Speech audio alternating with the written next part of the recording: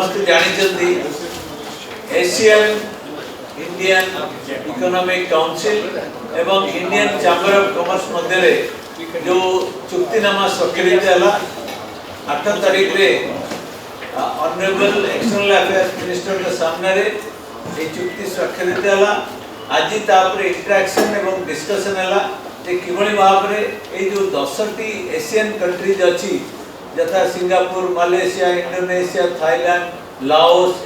Philippines ये सब जो 10टी देश अछि हमर अति नेबरिंग कंट्री माने एवं भारत